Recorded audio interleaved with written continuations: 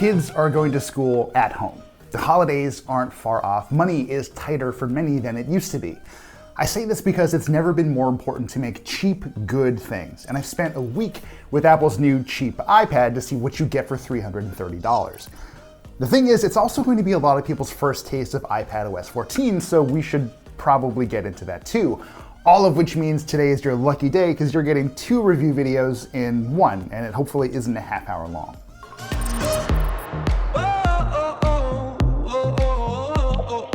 Thankfully, we can keep some parts nice and short, and it helps that this iPad is just about the most straightforward gadget upgrade I've ever seen.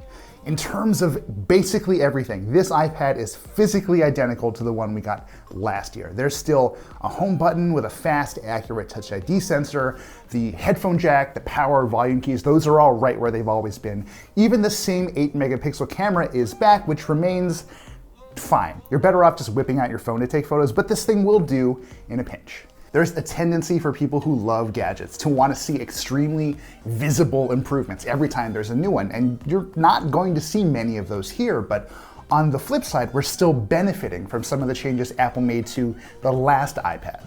The 9.7-inch displays that iPads used to use are gone, replaced by 10.2-inch panels that look really nice for the price and are bright enough for reading in daylight in the park when you don't want to binge Netflix on your couch all the time.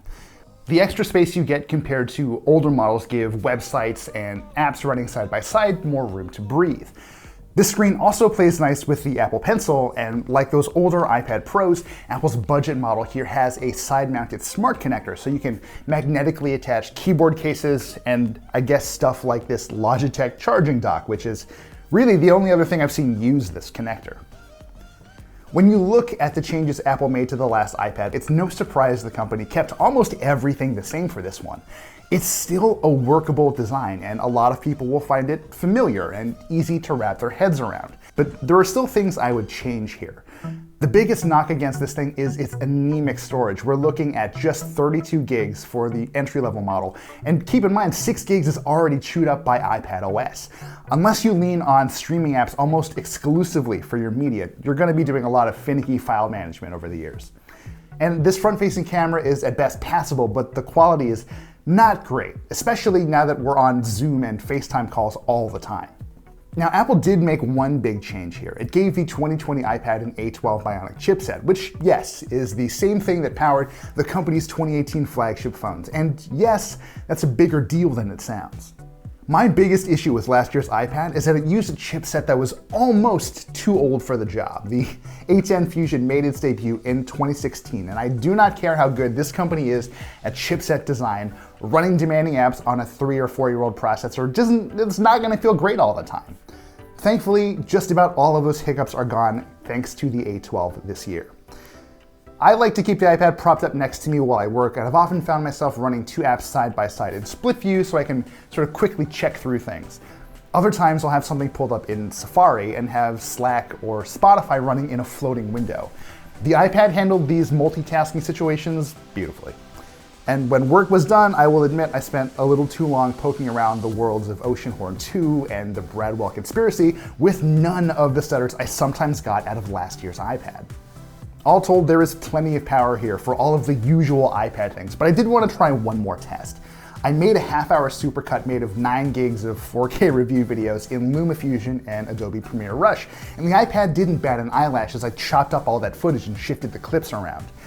The real test was transcoding and exporting those 4K video clips as 1080p files, and both times, this $330 iPad stacked up very well against a $1,000 iPad Pro. When I exported the files in LumaFusion, the race was actually a photo finish, so I tried again in Premiere Rush. The iPad Pro finished in just under 5 minutes, while the regular iPad took an extra minute and a half. And when you consider the huge difference in price between these tablets, that's not bad at all. Of course, none of this would matter if the iPad had lousy battery life, but it is just as solid as always. I got about 11 and a half hours of total use when I used the iPad for just web browsing. And when I played a marathon of MTV's Double Shot at Love, the iPad lasted about 10 and a half hours before needing a charge. And thankfully, the iPad comes with a better charger this year. It's a 20-watt brick with a USB-C to Lightning cable that takes this tablet from bone dry to full in about 3 hours, instead of the 4 or 5 that it used to. Now, there will be some people who wanted Apple to do more with the cheap iPad this year, and I'm personally with them. But since we got such a noticeable redesign last year, this 2020 model was always going to be more chill by comparison. That said, the hardware does a pretty solid job of giving iPadOS 14 the power to do what it needs to do. And a quick note on that. Apple laid a lot of important groundwork in earlier releases, like, for example, actual on-device file management, desktop-class web browsing in Safari, and proper support for mice and trackpads. By comparison, some of the changes here can't help but feel less consequential, at least at first. I've come to really appreciate some of them, but broadly speaking, this is a year of polish, not sweeping changes. But at least we finally have widgets.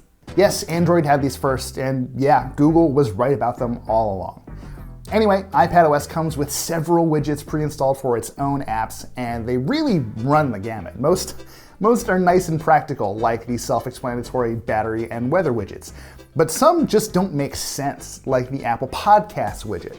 You'd think it would offer media controls or something, but all it ever shows you is what you're listening to or what you could be listening to next. Fortunately, there is a wide world of third-party widgets to start messing around with, so don't feel beholden to the ones Apple made. Just keep one thing in mind: you cannot slap these widgets all over your home screen. They can only be placed in a small sort of Today View window that sits on the left side of the screen, and even if you set that panel to remain visible, it'll still vanish the moment you hold the iPad upright. In other words, widgets in iOS 14 make iPhones more informative at a glance. Widgets and iPadOS don't get the chance to do enough. I should also point out that one of the iPhone's best new features, the overflow area for rarely used software called the App Library, isn't here at all. I think that was a huge mistake. Bigger screens might mean more room for app icons and more folders, but for me, that also leads to more disorganization, and I really hope Apple sorts this out soon. It seems clear from other changes Apple made here that the company is really intent on blurring the line between the iPad experience and the Mac experience. Some apps, for example, have been redesigned with sidebars for faster access to options and controls you'd normally have to spend a little time hunting around for. The calendar, notes, files, music, all of these are a little easier to use with fingers or trackpads and mice. I wish Apple would make these kinds of desktop-like app designs more of a requirement. Other interface changes also have been pretty satisfying, like the Spotlight-inspired approach to search. It used to be that if you searched for Gmail, for example, iPadOS would throw a whole screen of results at you. What's nice about Apple's new search is that it gives you the same breadth of results as always, just reorganized in a smaller package. Theoretically, that might mean you have to do a few extra taps to get exactly the results you were looking for, but for me at least, it hardly ever came to that. There is one more thing we need to talk about though, the Apple Pencil. And I would be lying if I said I wasn't bummed that this iPad uses Apple's first-gen stylus from 5 years ago. But at least iPadOS 14 gives you opportunities to use it in more places. The standout feature here is Scribble, which lets you just start writing in any text field. iPadOS then just does its best to render your chicken scratch into actual text. And you don't even need to write directly in the box. As long as you're close, the software will figure out where you actually meant to write and just take care of it. Now, my penmanship ranges from pretty good to just effing bad, depending on how fast I'm going, but I've been really surprised by how accurate these results are. Fixing errors is pretty easy too, thanks to a cluster of controls that appear at the bottom of the screen, which leads me to my one quibble with Scribble. If you flub a URL or a Google search term, having to move your hand down the screen to those controls gets kind of old fast, especially if you make back-to-back typos like I do all the time. The smart move would have been to have iPadOS place the palette of controls next to the text field you're writing in, but whatever. If you're the type of person who uses the pencil frequently anyway, I cannot overstate how helpful Scribble is. It means that you do not have to put the stylus down to get everything else done. The other big example of pencil refinement happens in the Notes app, which has a lot of new features, honestly. If you deal with diagrams a lot, for example, Notes will quantize your polygons and your arrows, your hearts, all of those doodles into really precise looking figures. Now, that's cool, but not everyone needs to do that. So you can double tap anything you've written to select it, and from there you can copy and paste it or just kind of move it around on the virtual page.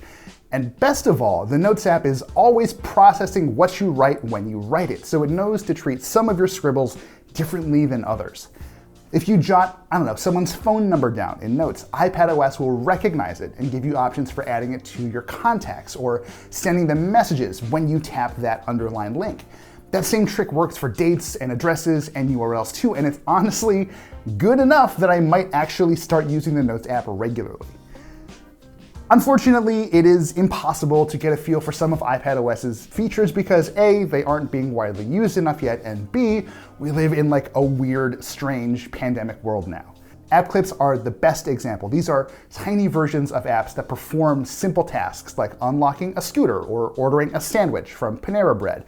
They're a cool idea in that they could take some of the friction out of really infrequent interactions, but until more developers adopt it or decide they won't want to, we don't really know for sure. So where does all of that leave us?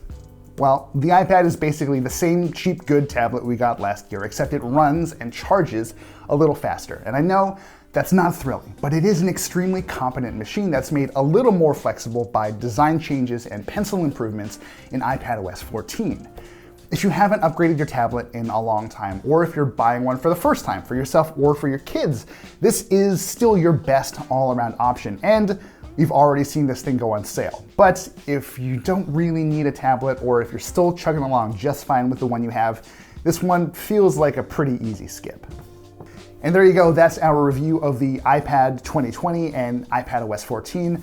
I know it might feel like we breezed through some things, and we'll explore other features in more depth later, but for the most part, both of these updates tended to deal with pretty iterative changes, so it felt like we could kind of just lay out the high-level stuff and let you kind of figure out how you felt. Speaking of, if you have feedback about either of these products, the software or the hardware, please leave it down in the comments below or email me at videngadget.com. If you have comments or feedback about my new sort of transition into becoming the Filipino Stanley Tucci, maybe hold on to that for yourself for a little while. Thank you for watching. We'll see you again next time. Maybe I'll have hair, who knows?